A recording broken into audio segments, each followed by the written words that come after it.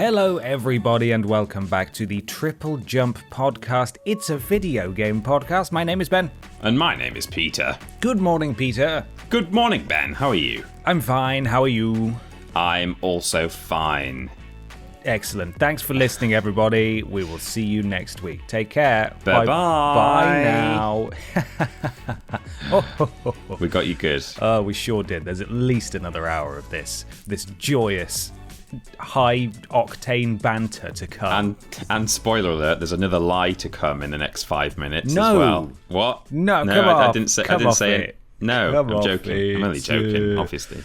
Now, that was it. That was the lie. That was it. You were lying about there being a lie. Yeah. Well, that's good because we're moving on to talk about the sponsor for this week's show. Oh, okay. And of course, we require complete transparency. You know, we want to be totally honest with you guys. You know, we maintain a high ethical standard here, especially when it comes to sponsors. We get sponsored each and every week by some form of video game related company. I don't know why we can't hold on to these sponsors. However, it is vital that given the subject matter of this show and the channel, that we communicate to you guys these sponsors in a clear and easy to understand way, so that if we sort of, if for example, if the sponsor is Resident Evil, and then we go on to talk about how much we love Resident Evil, you can know to take that with a little pinch of salt, right? Because you know that we've been sponsored by them. So we would never lie to you about that. No. And it's very important that we get it right. Case in point, Peter, what is the sponsor for this week? So, you know when there's like a flood in your house and all the water gets in? Yes. And then all the watery insects and fish and horrible things can maybe then get into your house. Mm-hmm. Then when the water levels go down, it's quite easy to remove like large fish and stuff because they're kind of, it's a bit obvious really. If there's just a fish sitting in your living room, it's very easy to get rid of that. However, it can allow certain waterborne creatures to sort of then get into your house as a pest and then begin to breed and cause problems, and they're living like in the cracks, so you can't get them. You need to call pest control in, right? Mm-hmm. Well, fortunately, we've got a service just for you. They're specialised in a kind of a very brightly coloured, blood-sucking creature. So if you have any problems with brightly coloured blood-sucking creatures, just call in Pesticide Squad, kill the lustrous leech. Oh. That's what they'll do. Okay. Pesticide Squad will come in and kill the lustrous leech. Right. In your house. Are they... Or leeches, probably, plural. Are they affordable? Always. They're the most affordable, lustrous leech-centric pesticide squad in this county. That's a great word, lustrous. It is, yeah. It's a very good word. I just had to type it into Word and look at synonyms. Yeah. Yeah, shiny, glimmering. Brilliant. Yes. Yeah, reflective. Grossly incandescent. Grossly. I mean, imagine a big blobby, blood-filled sack that's all shiny as well. It's not just that there's stuff crawling around your house that's going to drink you dry at night. It's also going to maybe blind you if it crawls across the top of the telly in the middle of the night. That's the stuff I like. I'm so glad that this is a real sponsor, because I might need this, living in a flat, and you too on, not the ground floor. Yeah, definitely. If climate change is happening, the floodwaters could come in high. It's a very real risk. Or maybe it would like piggyback in on a meat product, perhaps. Maybe. Unfortunately, are they before when I said there was a lie to come? Okay. And I told you that it was a lie that there was a lie to come. Right. That in itself was actually a lie. Oh. Because there was still a lie to come, and it was this. Oh, no. Oh, man. I'm sorry. Oh, God, you really got me there. Well, maybe we could just set up that company. If you really require those services, we could form our own, I nearly said lustrous league then, but our pesticide squad. Yeah, pesticide squad. I loved the film as well. Mm-hmm. Thought it was just really funny. It was great, wasn't Very it? well written. Yeah. Jared Leto was great as the Leech.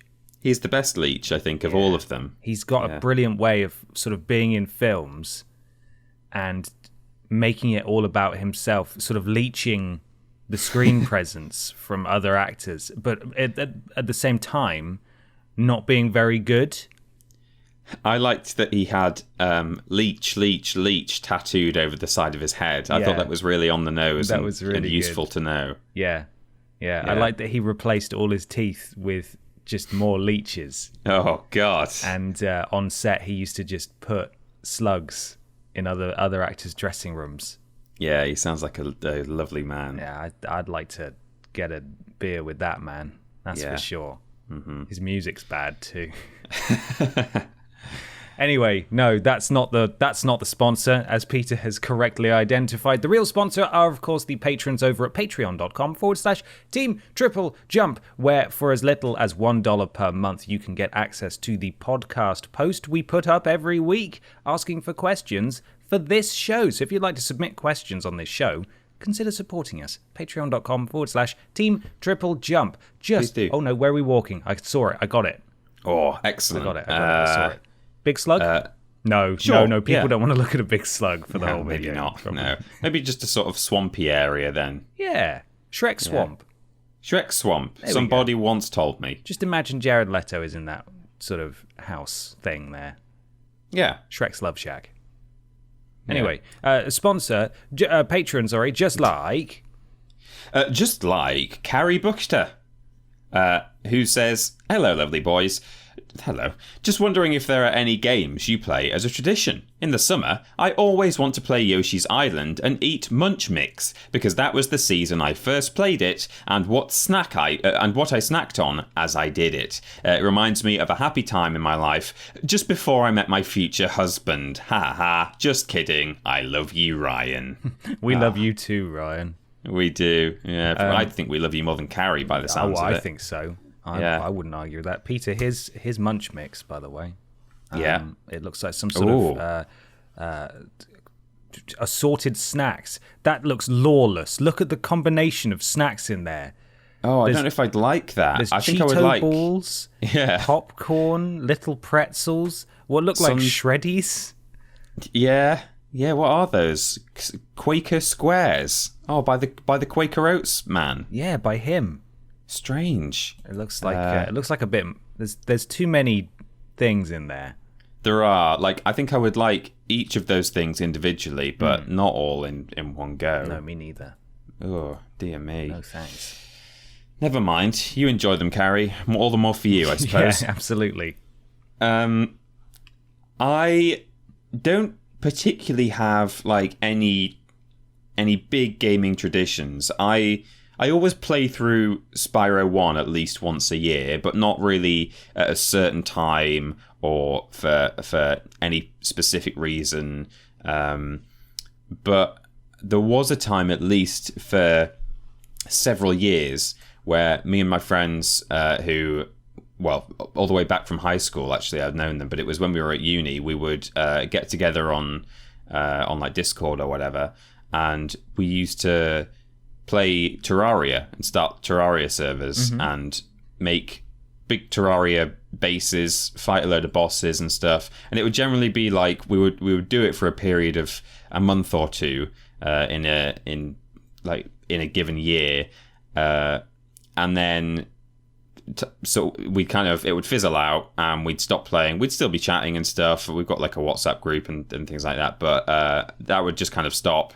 And then 6 months later or the following year or whatever, we go, oh, should we start Terraria again? And we just start from scratch. And sounds like some people might find that a bit soul destroying, that you've built this massive world and made all this progress and then let it die. But I think we used to quite enjoy just starting again, building up, fighting the bosses. Terraria, I know you've not really played much Terraria, Ben, but there's a whole series of bosses that you can kind of summon by doing certain things. And what's quite fun in Terraria is that you can effectively build your own arena in which to fight the boss. So if you know that it's a flying boss, you can build this big you can build a tower with loads of platforms on so that you'll be able to jump up and down and get to it, and it won't be able to get away from you. And there's a boss called like the Wall of Flesh or something, and you have to dig down into basically hell if you dig down deep enough, and build a really, really long road left to right. And then you summon the Wall of Flesh, and you have to run as it comes at you like a Crash Bandicoot boulder, and you're sort of turning and shooting it as it comes, but you need to make the road long enough that you can outrun it while you're trying to defeat it, because it's like this endless wall of flesh with eyes and tentacles on it that's just coming at you. So it's quite fun trying to build what you need to triumph, you know? So, nice. Yeah, we had a lot of fun doing that. We did that probably 3 or 4 times over, which was good. Yeah, good times, good memories formed. Lovely. Yeah. You also do Spyro and Crash quite frequently, right?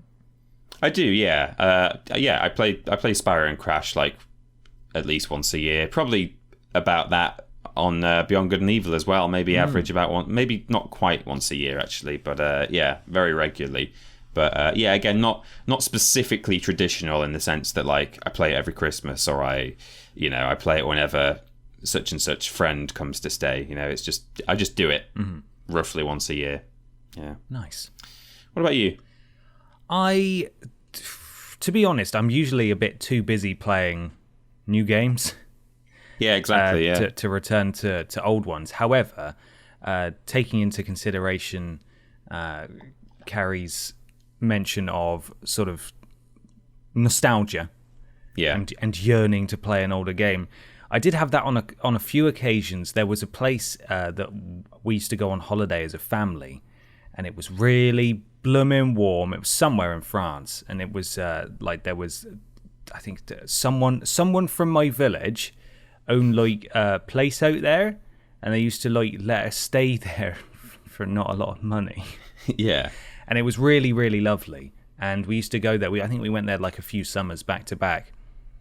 And because it was over the summer holidays, I always found that when I was there, I was yearning to play video games. And it just made sort of the idea of playing video games that much more exciting, because I couldn't do it. And I had access to eBay at that point. So I think I must have been sort of very late teens. And I just got super I don't know if it was just because it was quite rural there, but I got super nostalgic for Oblivion. Oh yeah, and I would just go on eBay and just buy up all these games that I'd previously owned and sold.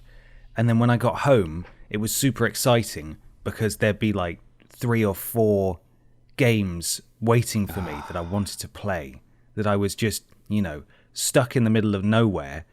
So I was just doing lots of Googling around for games that, just doing lots of research on games I either hadn't played, or that, it was Oblivion and I really wanted to play that. And I think that happened a few consecutive summers, just being in this place, having a lovely time, I must admit. But there was just something there that, because I didn't have my PS3 with me, I was thinking, man, I can't wait to play my PS3.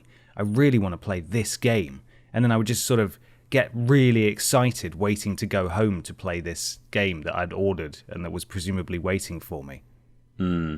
Yeah, I used to get that on a smaller scale, just being at school. Like, obviously you would rather be at home playing games than being at school anyway, but in a very like strong sense, like I would think about a game maybe that I still owned but hadn't picked up, like, hadn't touched for a long time. I'd be like, when I get home tonight, I'm gonna play some Time Splitters. I'm gonna play Future Perfect. Yeah. And then I'd get home, and because it is then something you can do, it's not that you're stuck at school and you can't play games right now. It's like, not as enticing as it was when you were trapped at school and unable to do it. And sometimes I would still do it and have a great time. Sometimes I wouldn't. I'd be like, oh no, it's fine now. It's because I was at school and I've wanted to do something other than work. But yeah, I used to get very strong, kind of cravings for certain games. Yes. In situations where I couldn't play them. Yeah, I distinctly remember being in maths class and being just incredibly excited about the prospect of playing Harvest Moon on PS2. I think it was Harvest Moon, It's a Wonderful Life. And I'd never heard of this game before, and it sort of popped up. I think maybe it was mentioned in a magazine, and I read it and just thought, wow, this is exactly what I want to play. I really want to play this game. And I found a copy online and I ordered it. And for days waiting for it to arrive, I was just sat there in lessons I wasn't interested in remotely, just dreaming about all the cool things you can do. I think it was the calendar system that really excited me. You know, on this day, a special tortoise will appear on the beach and he's got a ribbon round his neck. And if you talk to him, you get some special thing, and it's like, oh, wow, this game has everything. Even the ribbon tortoises that I wrote about in my game journal. Yeah. I think maybe it's just absence making the heart grow fonder, etc. Definitely, but anyway, that was that very tenuous link from the question, but certainly, I think I associate Oblivion perhaps with summer just because it's such a lovely, bright, colourful game. In comparison to Skyrim, which is grey. Yeah, it's cold. I feel cold playing Skyrim. Yeah, I just want some colour. Just get even the colours are muted in the non-snowy areas. Yeah, that's true. So I think Oblivion. My answer to that would be Oblivion. Yeah. Okay. Well, it's time to move on from things that we used to play on a traditional basis or wish we could play while sitting in maths to something that we're perhaps playing not quite at this very moment, but in the general week now. Whoa. Give this section a title, Ben. Just riff one right now. I'm going to call it Trevor. Okay, it's time for Trevor, everyone.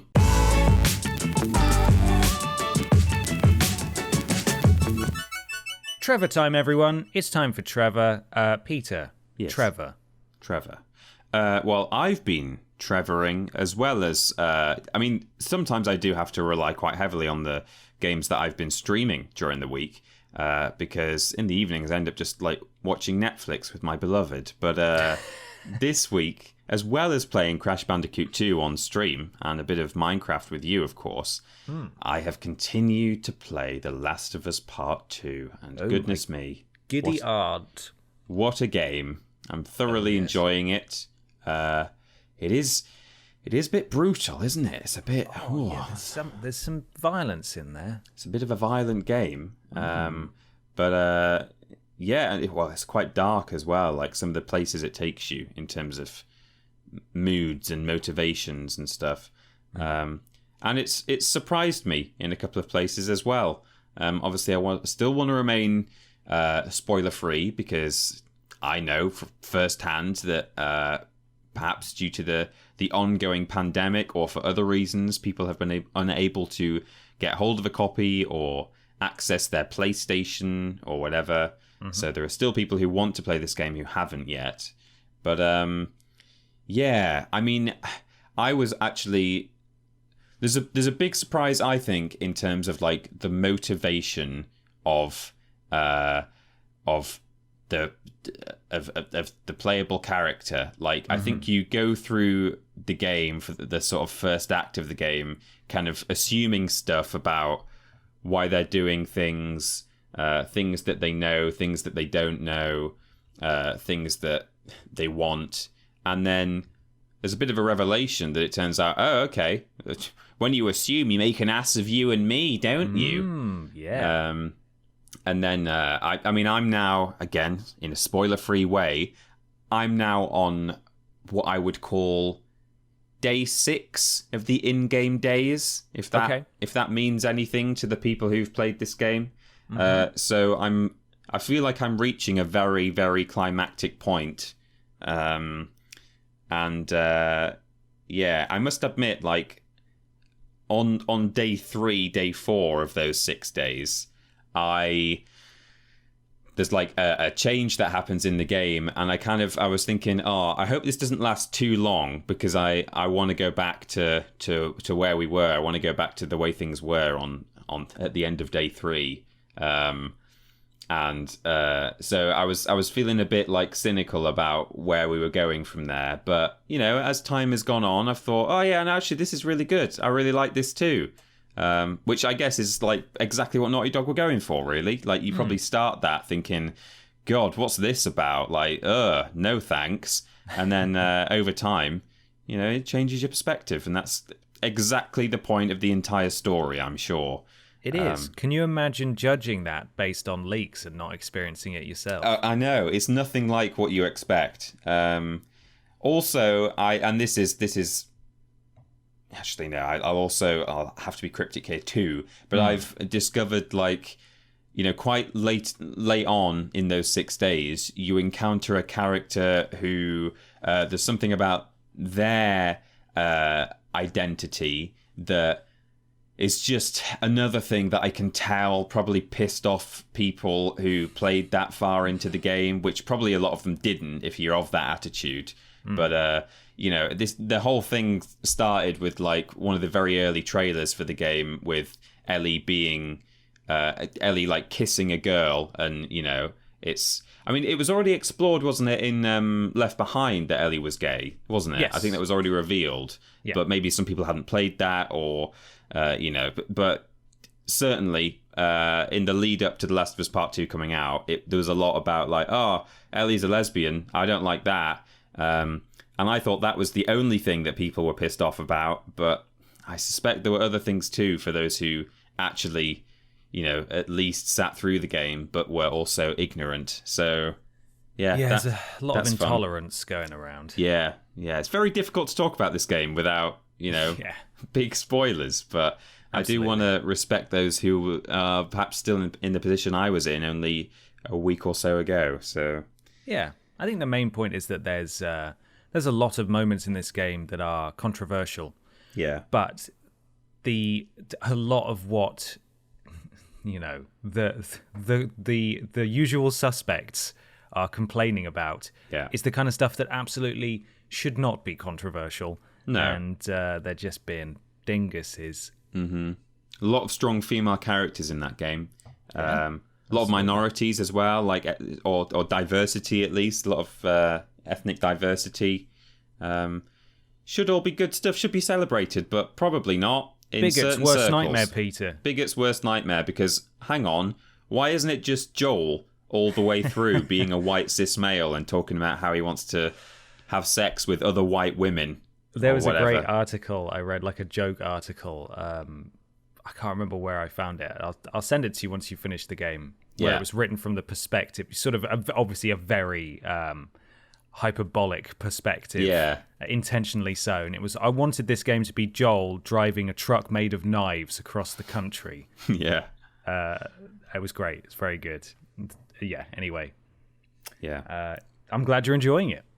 I am. I really am. And I now can't get really at my head around how long the rest of the game is going to be. I don't know if it's like perhaps in thirds, if there's, you know, effectively 9 days, or if there's 6 days and I'm about halfway through, which seems the most likely, but it just keeps surprising me, this game. Mm-hmm. So I'm intrigued to just see where it actually ends at this point. It has many moments where it's like, this is, oh man, oh, what an ending. Oh, yeah. Oh, hang on. Yeah, which is great. Yeah, absolutely. Yeah, it's great. Glad you like it. Ben, Trevor. Yes, I felt like it was only fair that I opened some more loot boxes in Avengers. Fantastic. Yeah. So I divied. Yeah, divvied head first back into the beta this past weekend. I should say last weekend now. And we're recording this on Wednesday, by the way, for people who are confused by that statement. And I jumped into some of those strike missions / side mission things, and I did 2 of them. One of them I was actually able to matchmake with a stranger online, because these are the missions that you can play in co-op, 4-player co-op. And this is, I would say, one of the things that goes in this game's favor, is that if you can have a full complement of friends playing this game, I imagine you can have some fun. If you've all got your own chosen hero, and you're able to, go through these missions and just mess around. The problem is that apart from some sparse voiceover, it only, and this may change in later missions, but the only person that your sort of man in the chair, if you like, the only person he's communicating with is Kamala. So regardless of who you've got with you, there's very limited interaction in terms of voiceover between characters. So from a story perspective, as expected, very much takes a back seat. This is purely to level up, tick a box, grind out some new gear or whatever, and mess around with your friends. And I didn't think it was too bad. And then I went into another one, and it was in an almost identical interior lab setting with a slightly different layout. And I thought, okay, I get it. I think I get it. Problem is, I think it's going to be very unlikely that people are going to have 3 other friends who have this game. Mm-hmm. So you're almost going to have to exclusively play with strangers, which again isn't too bad. But I was playing the beta, the open beta, and I was able to matchmake with one person my entire time playing this open beta. Yeah. And the rest of the time it was sort of auto-filled by AI. So you can still play them and you have a full complement of Avengers with you. But yeah, it's just, I don't know. I really don't know. It's out so soon. Next week, I think it's out. Right. And I'm looking forward to experiencing the story because, as I said last week, the central conceit of this game is interesting and I like it. And I like the hub area that you're presumably going to fully populate as you go through with new Avengers as you bring them back on board. It's just the structure of the game is so unnecessary. It doesn't have to be like Destiny. It doesn't have to be a game as a service. I appreciate that ultimately with free Avengers and characters being patched in and all the stories that come with that, it's all going to be free and it's just going to extend the game. But I don't necessarily want that if it comes hand in hand with all the other boring, tedious, grindy stuff. Yeah. I don't want to have to look at a mission and it say, I'm sorry, your Black Widow isn't a high enough level for this mission. Like, it's an Avengers game. Yeah. This is meant to be escapism for me. This is my power fantasy of being a superhero. Don't make me grind. Or at to least do let it. me try. Like, make it hard. Like, if it could at least like have a thing where, if you have like certain gear, this might be easier or harder. But like, anyone can have a go, and if you're good at the game, you'll probably be able to do it anyway, sort of thing. But yeah, absolutely. This is, I know I in particular have voiced my dislike for it on several occasions, but Jedi Fallen Order, that's where it gets it right. In that, while I didn't enjoy how they executed the game in many ways, and I will talk about that again in a minute. Me too. But yeah, it could have easily gone a very different way. And I feel like this game, Marvel's Avengers, just needed to be a third-person action game. It didn't need to be multiplayer. It didn't need to have live service elements. It could have just been, here is your story with some side distractions if you want. They could have made the co-op strike stuff. It could have just been the multiplayer component of the game and had it not feed back into the single player. It could have just been a totally separate mode. But no, it has to all be this integrated Destiny-like system, and I really don't like it. I counted it, by the way. There's 9 currencies in this game, including all the resources, and I just don't want that. I don't want that, and I don't know who does. You will get some enjoyment out of this game. It seems to be competently made. It's pretty jarring having, all these big-name voice actors involved because it's just, look, it's Nolan North and Troy Baker and it's Jarvis, otherwise known as Troy Baker, quite clearly doing an English accent.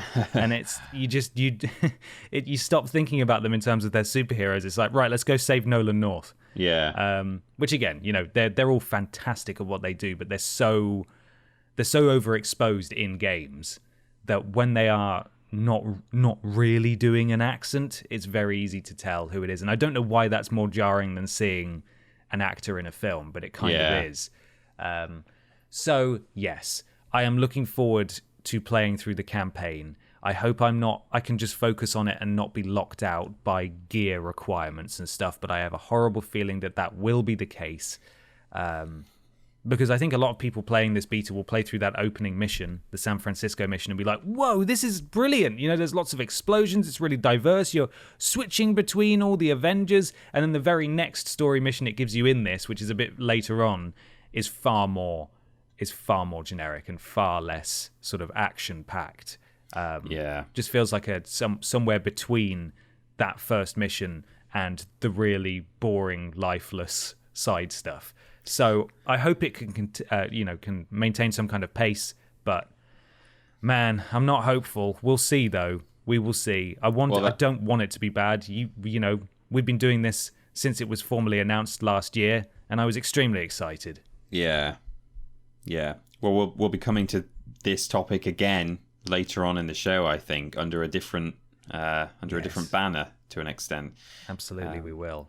Yeah. Also, I played a lot of Warzone this week, Peter. Yeah. Like an awful lot of Warzone. They added a new mini royale. I don't know if I talked about it last week, but it's much. You did touch on it, yeah. It's so much better than the full one. Much shorter. The gear's a lot better. The map's a lot smaller, and it's just a lot more chaotic. I've won several games though. Oh, like okay. 5 or 6 games over the weekend, which was really fun. Yeah, just killing it. You. I know. I'm really good at wars and that. Yeah. I started playing A Way Out again. Oh, okay. That we streamed because my brother is up visiting this week. So Leo Vincent. We needed a sort of a co-op game. Oh, by the way, you know when you're on that bridge when you first escape from the prison and you can get in the car and just floor it across the bridge? Yeah. Did you know, you wouldn't because I was playing as Leo, there's a button prompt that comes up that says floor it, which I thought meant I have to press that button and floor it. Turns out you don't. You can drive really carefully across the bridge. But then when you get to the other side, you get caught anyway because it's, as we discovered playing that game, it gives you the illusion of for choice, but it's not really. Oops. It's not really any choice. My phone's dinging. It allows you to get from A to C, or sort of A to D via B or C, but you will still always end up at D, as it were. Absolutely. Yeah. So that's a good laugh. And very finally, I've started playing through a load of Xbox 360 games, and God, some of them sure are, huh? Yeah, they sure are. Are you emulating them? Or... No, I'm playing them for real. Oh, goodness. Where did you get a 360 from? I borrowed it from a friend. I had to borrow a 360, and then I had to borrow James, our senior editor. I had to borrow his controller because all the controllers in the world are broken, apparently. Yeah. And I've just been slowly playing through some games on the Xbox 360, and you can't buy them anymore either. Wired controllers. Xbox controllers. Yeah, no, it's a bit of a pain. But anyway, that's what I've been. Trevor. That's Trevor. Yeah, Trevor. Trevor's done. It's time to move on from Trevor to Thomas. What's Thomas here to say? Thomas says, "Hello, idols." Thomas. Oh, goodness me! Lazarus. Stop it. Are there any video games where you loved/liked the game, story, etc., but hated/disliked the protagonists? Personally, I thought The Evil Within was a great game, but I did not have any strong feelings for the main character, Sebastian, until the sequel, where they expanded on his character. By the way, 6 subscriber count, my dudes. Thank you very much, Thomas. We're getting there. We are slowly getting there. Very quickly about The Evil Within. Have you played it? No, I've not played it. I was sent... years ago when it came out, I was sent by Push Square to a preview event at Bethesda's offices to play it. You know, the best possible choice of person to go and play a horror game. And it was horrific. They put us in a dark room with headphones on Oh, God. to play it. It was the worst. About this question, Yeah. I think there's 2 routes you can go here. Right. Because there's a difference, I feel like, between having a weak protagonist and having a protagonist that you actively dislike. Because I would argue that in Time Splitters 2, Sergeant Cortez, weak protagonist. Yeah, true. And I would also argue Half-Life, Gordon Freeman, weak protagonist. But you might not upset because some people there, not because he's bad, No. because he's meant to be silent. You know, you're not meant to. He's not meant to have his be that sort of. Well, I don't know. Do you sort of understand where I'm coming from there? I'm trying to get my words straight, but I don't think he's a bad protagonist. I just mean that in the confines of the question, he's not sort of someone that you can connect with because he doesn't talk. You don't see him in cutscenes, that kind of stuff.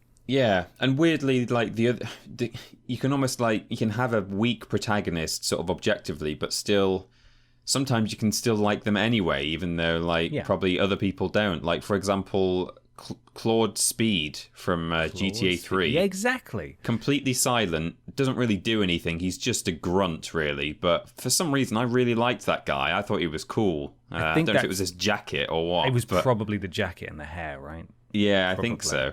But weak protagonist, objectively. Yeah, I think maybe weak is not the right term. But what I'm trying to... The point I'm trying to make is that there's a distinction, I think, between protagonists who allow you to get to know them and are annoying and not very good, and protagonists who are, say, silent, that you are meant to be. You know, you're meant to imprint upon them, and that's why. Yeah. You know, you can like Gordon Freeman because you're him, and your actions are his. And, you know, that's why it's all presented from the first-person perspective. But, you know, I don't think it's...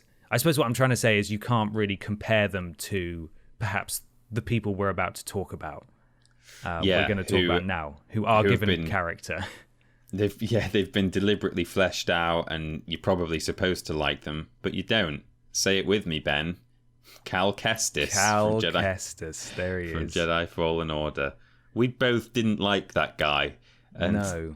I started out thinking, and I think even like as early as when the trailers came out, actually, but certainly when I sat down with the game, I started out thinking, I kind of don't like this guy, and for some reason I don't even like his face. Like I don't like the way he looks. It's a shame because it's talks. A real person as well. It is, I know. I feel bad saying that. I'm sure he's a lovely man, really, but he just doesn't look like a hero or a relatable protagonist. He looks a bit like the other person I'm about to mention, actually, in a minute. But I started out feeling that way, and I thought, no, come on, I'll try and give this guy the benefit of the doubt. Like I don't know him. I'm sure he's got good motivations, and he's a good old light side Jedi boy who's going to do good stuff. And he was that, in the sense that he was good, not evil. But I just never warmed to him at all. Mm-hmm. Didn't like him at all. Yeah, I think perhaps he was the weird face of a game that I didn't enjoy very much. And maybe that's why I dislike him quite so much. But yeah, I just think he felt like such a generic style, just a generic Jedi. Who's just earnest and well-meaning. Come on, guys, we've got to take them down. We've got to fight the Sith Lords, my dudes. And it's just like they're all like that, all of them. I feel like that was the case with the new films as well, to an extent, was that the good guys were just so relentlessly good. Yeah. With very little nuance. And it was like, oh, God. I'm not saying everyone needs to be, like an edgelord, moody and insufferable or anything, because I've got a couple others of those on my list. Yeah. But I just think he's just annoying, wasn't he? He's just a bit of an annoying ass. And you're right, like, most of the new ones from the films are like that, but like probably the one I liked the most or disliked the least was Finn, because at least he, like, in the first film or two, he was like, I'm getting out of here when I can. Let's see you later, everyone. I'm not hanging around for some rebellion. See you later. Mm-hmm. And, at least there's some humanity in that, rather than, we will be the spark to light the fire to bring the First Order down. Just doing big speeches constantly. More. Yeah. More. He, also, very quickly, I know we're getting on a tangent here, but what was up with Finn, like, being a deprogrammed stormtrooper, breaking out of that brainwashing? Yeah. And then spending the next two films murdering as many stormtroopers as possible without any attempt to, save them or free them. Yeah, he didn't feel bad about, like, literally the opening scene was him watching a stormtrooper get killed, and he got blood on his mask, and he felt really bad, and it snapped him out of it. Mm-hmm. And then as soon as he encountered other stormtroopers, he was more than happy to kill them, seemingly. Yeah, just hooping and hollering and blowing them up. There's no moment of, like, what have I done? After they could have at least had him, like, fight them in the moment, and then after the fact look down and go, oh, these were my brothers, I should have freed them, or, Yeah. No, he loved it. Could have been a subplot. More. Could have been a subplot where he tried to free some sort of training camp of, stolen children, but no. I think in that completely alternate script that was I mean, the script itself wasn't leaked, but I think there was a whole different... The one where it says, he's lost the Star Wars. Remember that? I didn't know that. There was a script for like an alternate version of that film where one of the villains... There's some like dialogue or like stage directions where it says he stares out of the window and watches the Star Destroyers blow up. He realizes he's lost the Star Wars. But in that film, I think there was meant to be a bit where Finn like frees loads of stormtroopers and gets them to turn on their... See, that would be a good, interesting plot beat, and it would be in keeping with the established character, but no. Rubbish. Anyway, that's Star Wars time. Yeah. We lost the Star Wars, didn't we, really? Yeah, we all did, collectively. Yeah. Disney won them in a horrible way. Yeah. While we're on the subject of Cal, I will mention the person who, in a way, he sort of looks like, and someone else I didn't like very much, was Jimmy Hopkins from Bully. Oh, okay. I think I just didn't like the fact that, you can be... I get that they had to make him a bit of a tough guy because he was in this really rough school, and if you're not, like, a bit ruthless and a bit of a bully yourself, in Bulworth Academy, you're in trouble. But I think they just did it in a way... Basically, what I've written in brackets here is most rock star protagonists, actually. Yeah, okay, fair. Didn't really like John Marston for similar reasons. Again, like, he actually had some good in him. Like, he wasn't... if you compare him to some of the other people who he encountered, he was a pretty heroic guy, to be honest. Had some good morals. But... I don't know, these guys, they're just like knuckleheads, really. I think most of the heroes, quote unquote, from, at least from the first Red Dead, most of the GTA games, from Bully, they're all just a bit like, oh, I'm going to get you, I'm going to win and be the best. And I couldn't relate to that at all. And I get that those games, in a way, they're meant to be like that, in that you can live vicariously through those people and be like, oh, I wasn't a rough kid at school, therefore I get to live that life in this game. But I think there's a way to do that without making a fairly unlikable protagonist. Yeah. I liked Michael and I think, is it Franklin? I really didn't like Trevor. Oh, God, yeah, Trevor. I'd forgotten about Trevor. I found Trevor to be just the most insufferable, unpleasant person. I know he wasn't meant to be pleasant, but some people found him really funny, and I remember playing it and just thinking, I don't like playing as this person at all. Yeah. I'm not enjoying this. But that's just me, maybe. I don't know. I've also got here Delsin Rowe from infamous Second Son. Yeah. Again, that's another Troy Baker original where he plays himself. Not that I'm saying he's insufferable, but like he just does his own voice with no nuance. And he's just a bit of a detached, cool guy. And he's just a bit like, I've got superpowers, whatever, man. It's like, just shut up, Delsin, idiot. Griffin from Jumper Griffin Story. Oh, of course. He was a bit loved rubbish. Him. Didn't like him. No. Sam Porter Bridges from Death Stranding was a difficult one because much like... In fact, I'm going to say... You know what? I'm going to say it. Yeah. Venom Snake from Metal Gear Solid 5 as well. Oh, God, okay. Because they clearly didn't pay them enough to have them deliver many lines. They just stand there for most of it, weirdly silent, observing what's going on. And when Sam does emote, he's like a strange chimp man who recoils at people's advances. I know he doesn't like to be touched because of some weird story thing, but like he's like, no. Don't touch me. It's just weird. He's just a weird guy. I mean, that wasn't the only thing wrong with that game, as we've discussed ad nauseum, but he was just so strange, and I didn't like him. There was another big reason I didn't like Venom Snake from MGS5 as well, and that was obviously that it wasn't voiced by David Hayter. And that's, I think, part of the problem is that when they got Kiefer Sutherland in, he was clearly very expensive, and so there would be entire scenes where he just does not respond or react. Yeah. He's just animated as being in the room, and he'll just go like that. It's like, oh yeah, that's the Snake we know. That's him. Yeah.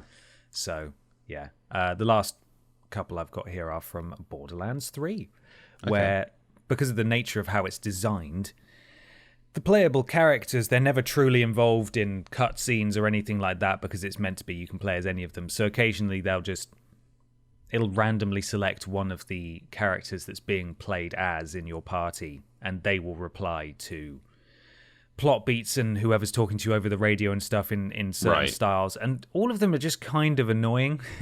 That I think, as I've discussed on here before, like Borderlands 3's writing is nowhere near as good as Borderlands 2 because the writer isn't there anymore that did that one, and so they're all just kind of insufferable. I play as Amara, the Siren, and she's just so full of herself all the time that it doesn't even come across as sort of ironic or humorous. She's just like, I am amazing. And it's just, oh, God, it's like, shut up. Shut up. And there's a few other characters in there that they really try to make feel big and important, but actually just come across as like, oh, piss off. Like, you're really annoying. Lilith is super irritating in that game. As is Lorelei, who is a very short-lived character who's meant to be a badass, but ends up just being kind of annoying. And I think that game really suffers for its writing. The DLC for all of them has been way better than the main story of Borderlands 3. There's a few characters that we hate. Well, you mentioned Infamous. It's just made me think I really hated the guy in Prototype. Oh, Hooded Man.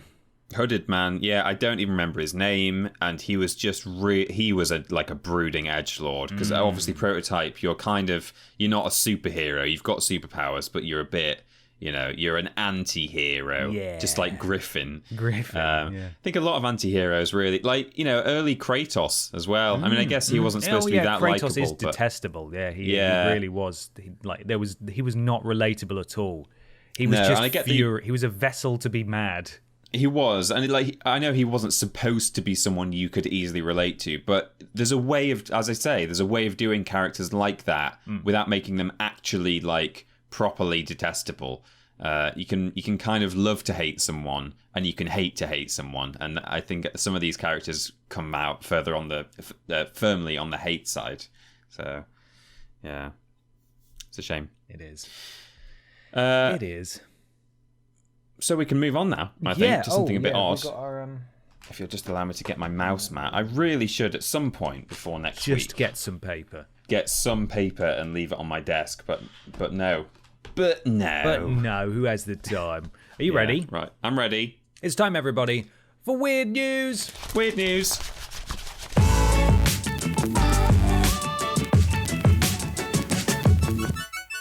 It's Weird News time. Peter, what weird gaming news do you have? I've got a weird gaming news here from Kotaku. Thank you to the people who tweeted/DM'd this to me. There were several. It's a good story. I like it. So, Kotaku, Street Fighter V tournament organisers apologise for playing fart noises during match. Ha, okay. This is written by Ian Walker. And as I say, Kotaku.com. The folks behind r/Street Fighter's online tournament series pride themselves on providing streams that go beyond rote recitations of sponsors and matchup knowledge. Wow. But it goes on. But this laissez-faire approach to commentary recently bit them in the ass. But it's the way this is written. Wow. That opening is... Yeah. Someone's using their degree. They certainly are. Recently bit them in the ass when they decided to pepper their broadcast with farts rather than insightful conversation. During last night's tournament, this was written on yesterday, it says, unhelpfully, which is the 25th of August. Okay. During last night's tournament, the winners' final came down to two players, D Answer and FGC Jesus. Both play as F.A.N.G, or Fang, a Street Fighter V newcomer whose wacky moveset doesn't always translate to wins in serious competition. This character is so technical that even top players have a hard time making him work, so it should have been a fun moment to see two Fang users meet so close to the grand finals. But that's not what happened. Instead, the commentators decided that playing fart sounds over the match would be better than enjoying what was happening on screen. The fighting game community has a problem with respecting playstyles or matchups that they don't find legitimate or exciting. This mentality most often rears its ugly head when a zoning character, that is, a character who relies on heavy fireball usage and hit-and-run tactics, sets the tone of a match, because it often means spectators are in for a slow fight with little engagement. Fang might not be a pure keep-away character, but his kit encourages enough of those tactics to make him a groan-worthy sight for some fighting game players.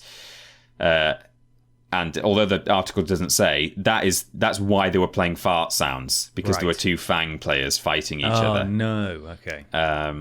This behaviour didn't sit well with FGC Jesus, who swore off the subreddit's tournaments after listening to the fart-filled commentary live during the match. I don't like being treated that way, FGC Jesus wrote on Twitter. I'm not any different than anyone else who works hard in this game. Sorry my character's annoying to play and you don't know how he works. But I made it to the winners finals. I was proud of myself. I get that it was a joke and stuff. I forgive you guys. I just legitimately got hit where it hurts in my feelings. Oh, no. I know, I feel bad for Jesus. That's very sad. Poor Jesus. Yeah.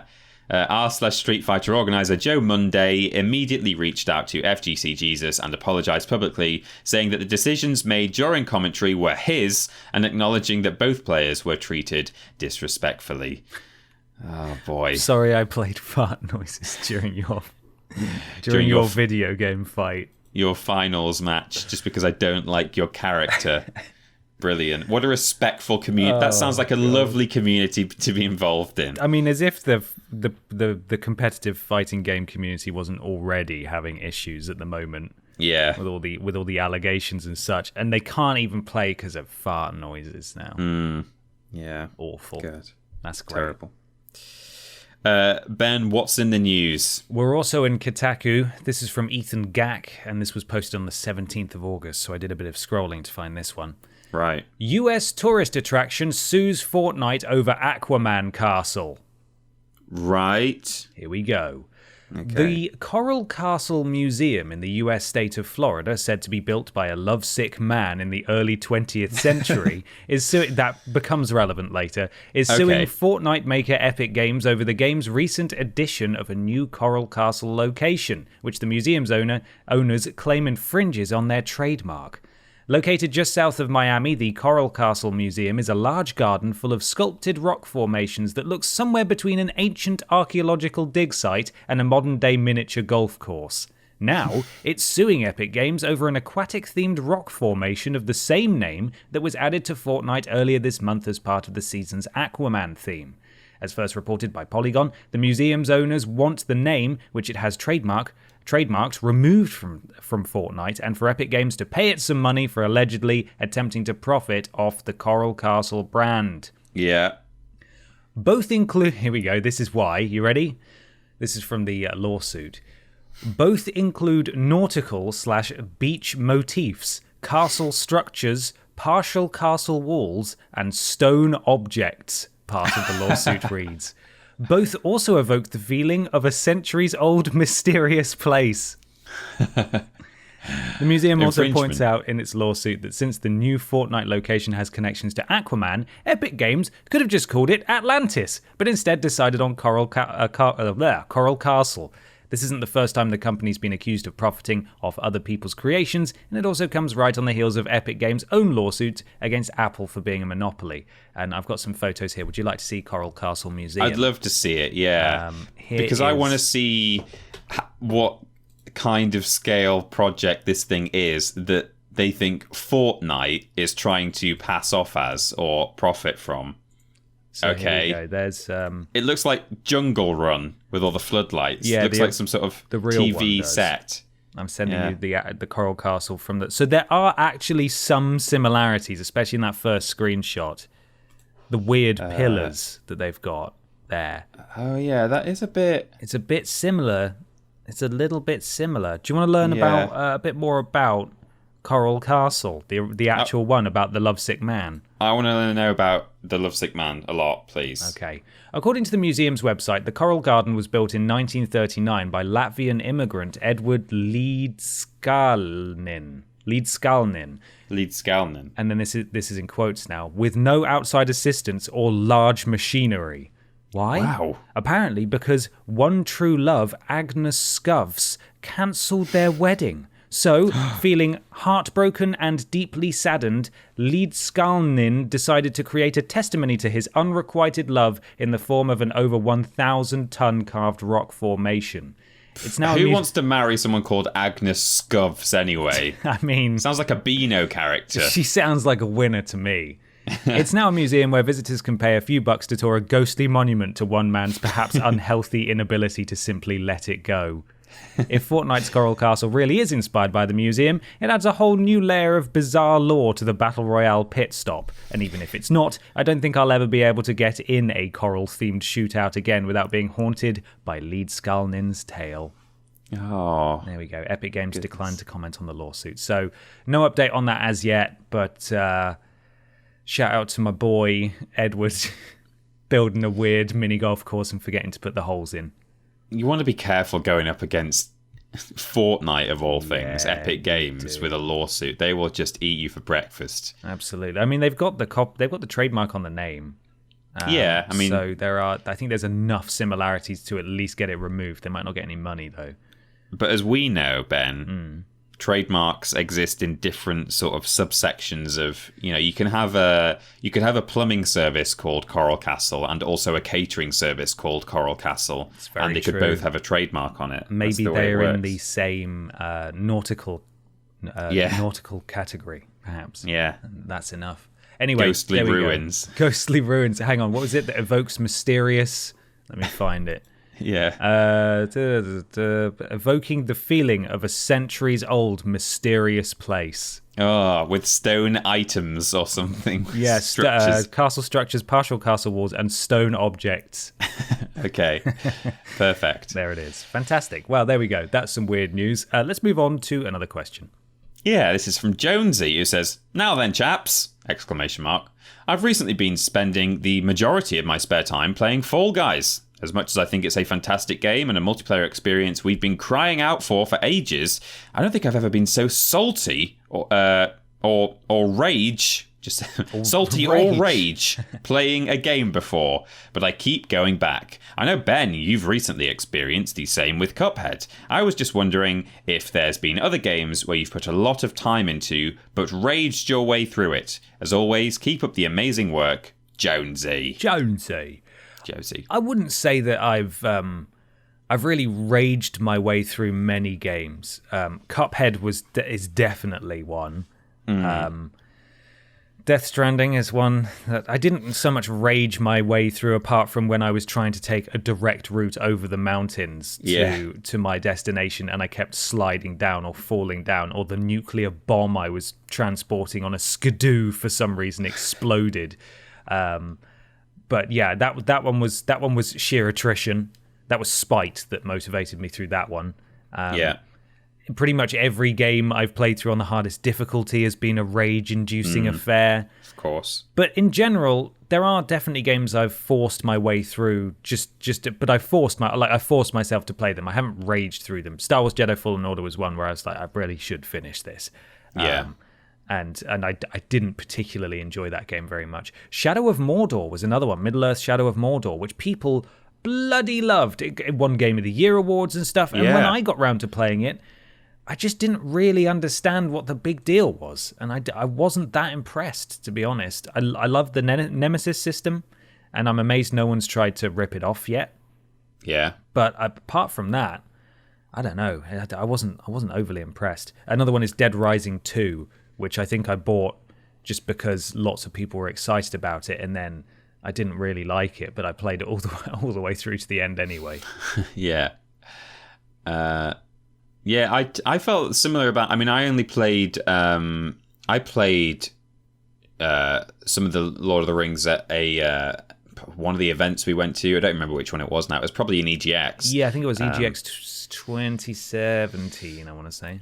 Yeah, and I had a bit of trouble in the little demo that they had. I kept dying quite a lot, and I kind of thought, the Nemesis system sounds great, and it plays fine. Bit difficult at the way. I mean, I was like, I'm probably getting used to it, and maybe in time I would find it a lot easier. But it didn't feel like super special to me. Like, it didn't make me desperately want to get out and play it, other than the Nemesis system, which, as you say, is a really cool idea.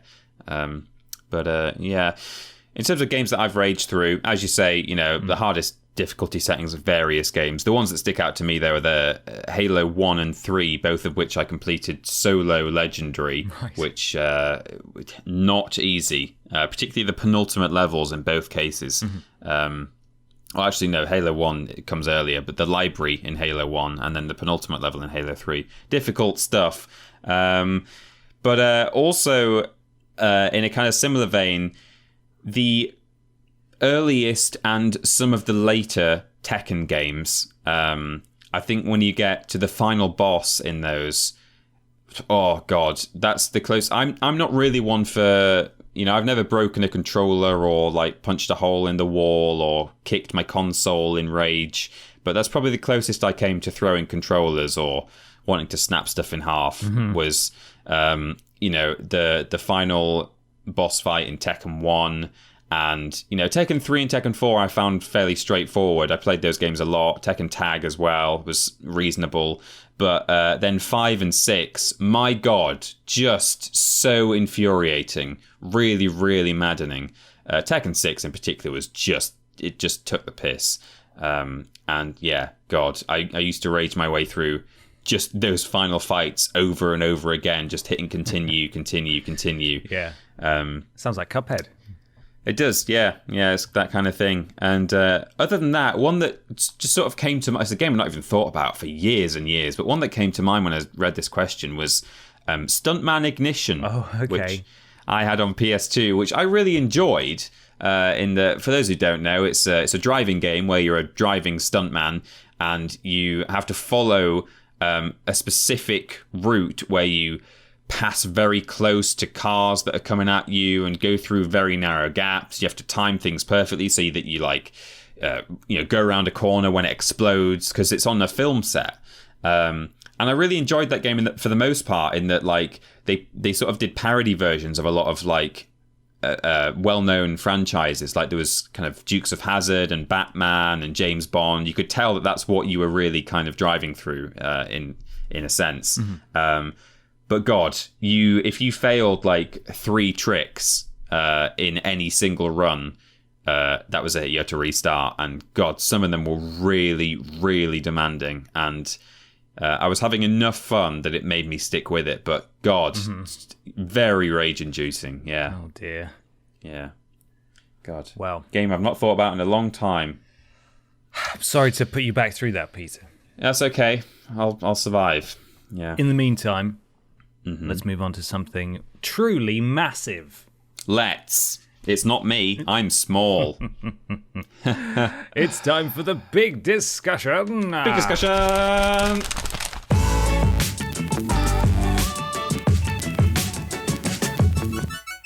Big discussion time. This week's big discussion comes from Duncan Wilson, who says, "Love the podcast. Not a question, but how ironic that after the podcast chat about Marvel Avengers, DC shows teaser trailers for Suicide Squad and Gotham Knights. I'm much more of a DC/Batman fan, so very much hyped for both of these." And then a big smiling face emoticon. :uppercase D. Yes. Thank you, Duncan. Despite stating that it's not a question, you were the only person who brought up Gotham Knights and Kill the Justice League, apart from, of course, our sponsor at the start. Yeah.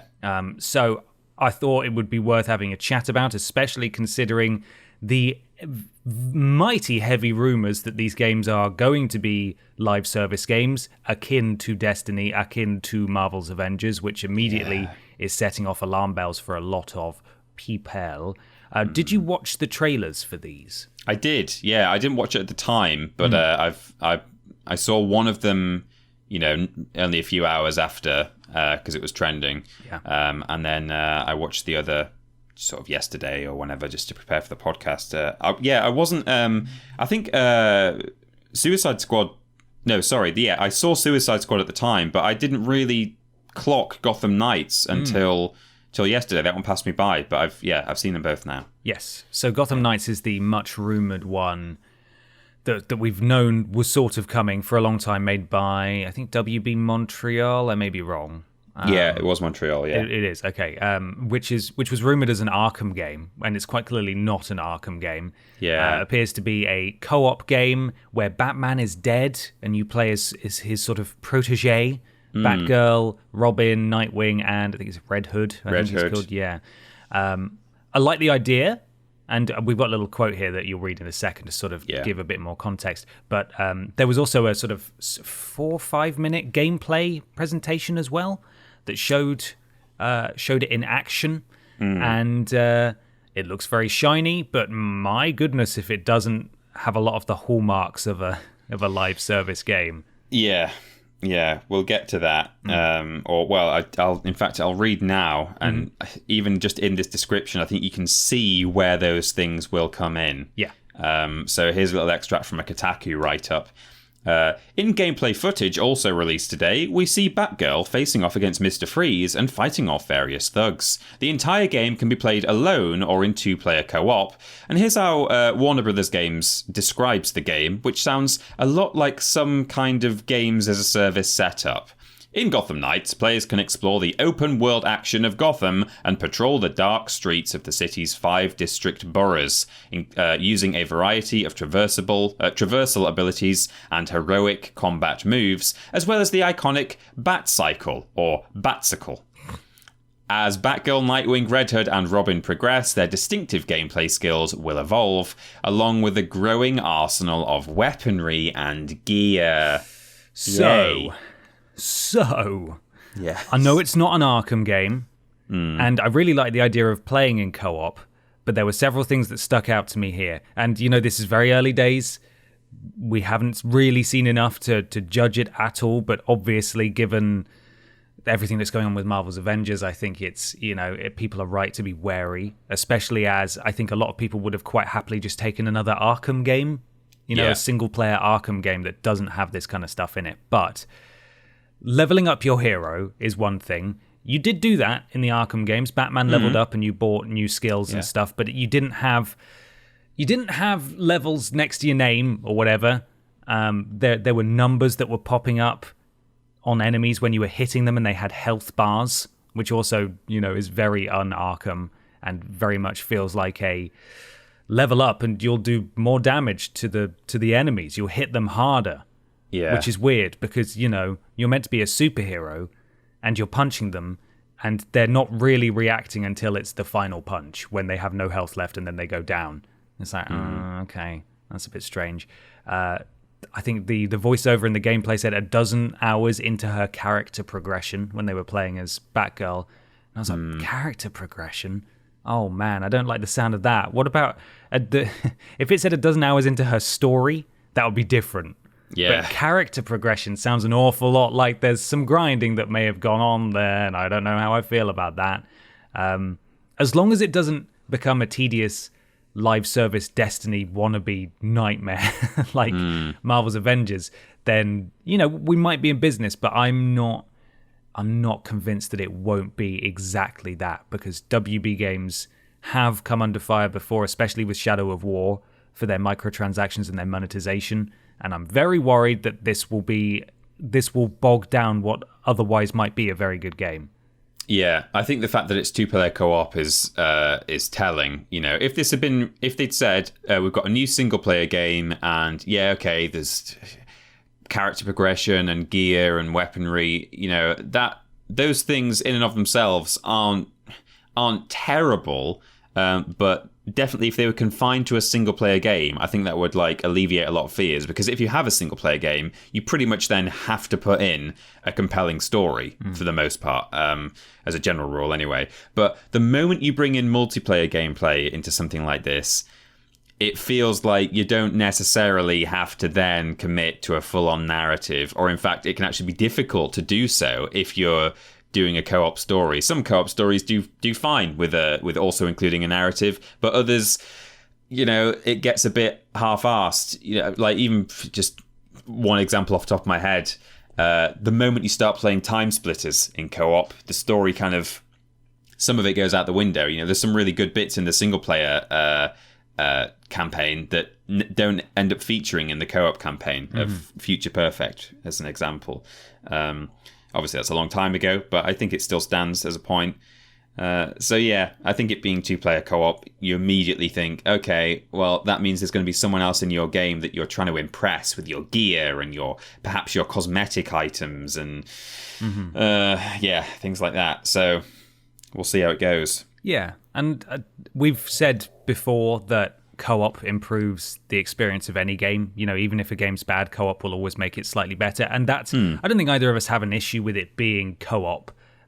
Because if two of you could mess around in Arkham Knight, for example, and just run around, that would be amazing. It wouldn't translate to those sections, especially the bits with Scarecrow and so on that are so iconic. Yeah. It just all of the tension would be sucked out of it, and it wouldn't really work. From a camera angle perspective, if your mate is walking into a wall or being stupid, it doesn't really work. So while I'm keen to see how they've allowed for co-op in that game, I think inherently, as we've said before, like inherently you lose something when you make a game like this, because you get rid of that narrative focus that being a single player game allows for. And that doesn't mean that it's going to be bad, but if it's going to be live service, it is going to take a hit in the story department. It just will. It has to, because that's just, you don't get the tight focus that you do when it's a single player narrative driven game.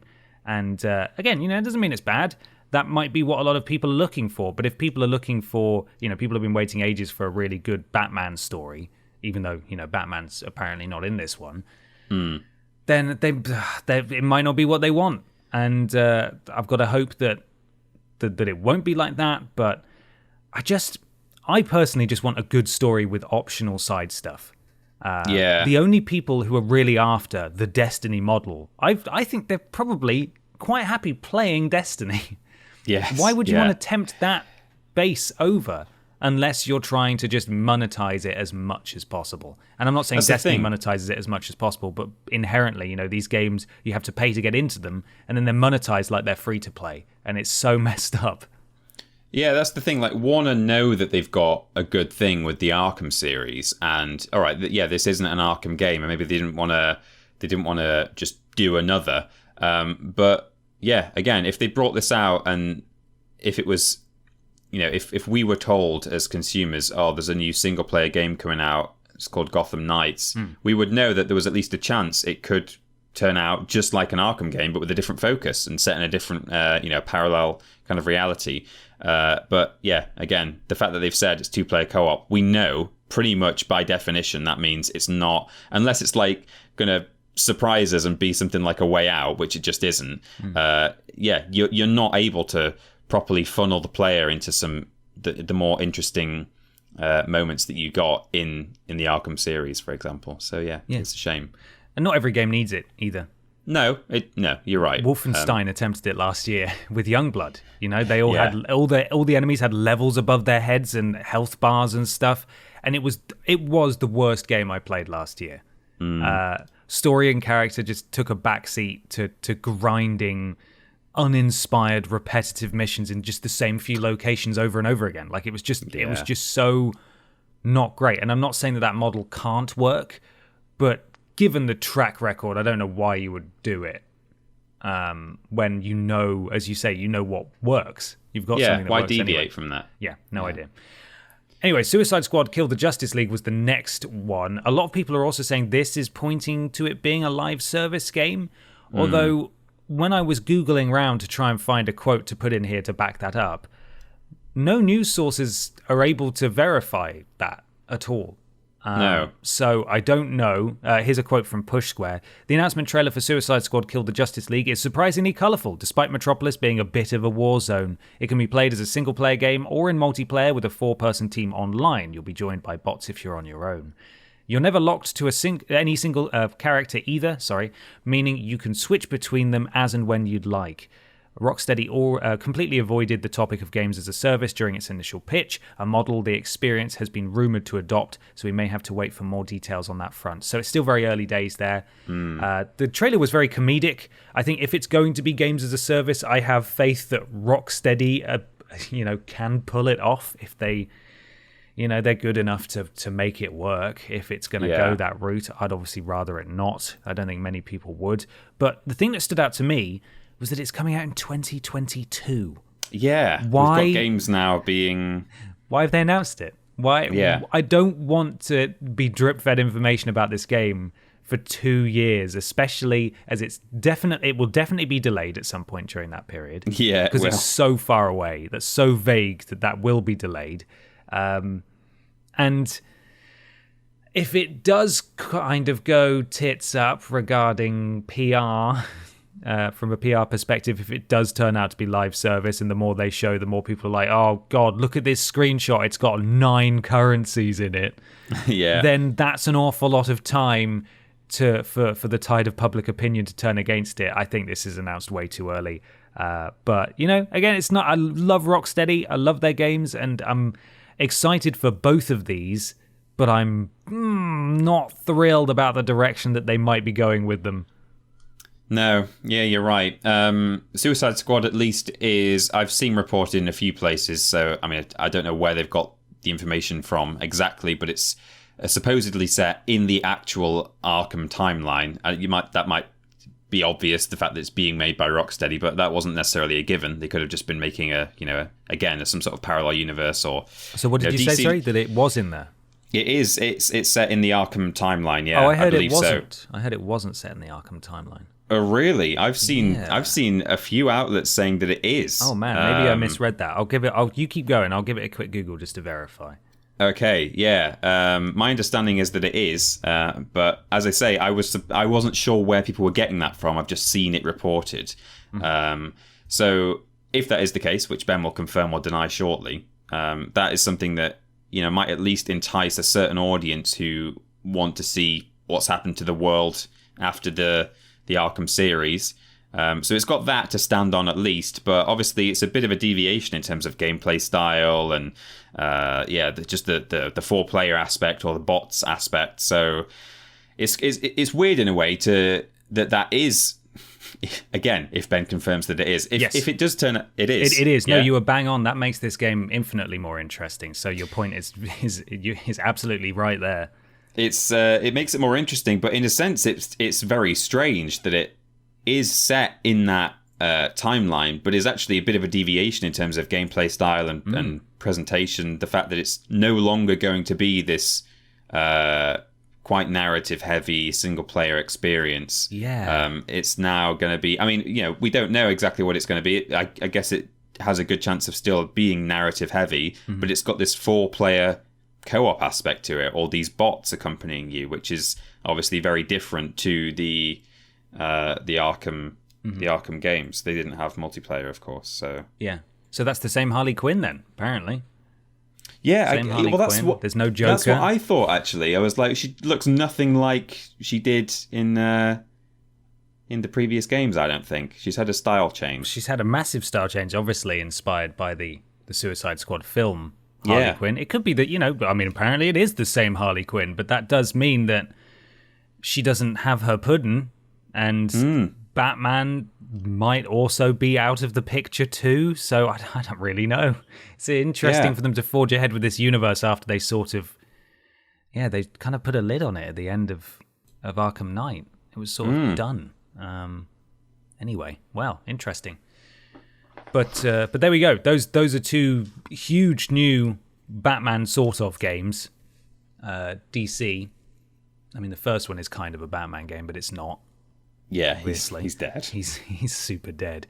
But I mean, I just don't like this style of game.